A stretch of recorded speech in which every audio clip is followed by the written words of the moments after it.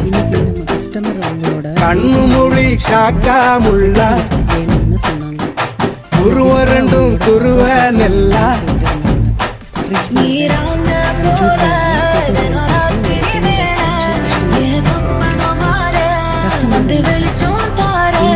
தலகாலே பொரியலையே பாச பெரியலையே மனசு ரக்க முளைச்சு பறக்குது யாத்தே கண்ணு மொழி காக்கா முள்ளா உன் குருவ ரெண்டும் குருவ நெல்லா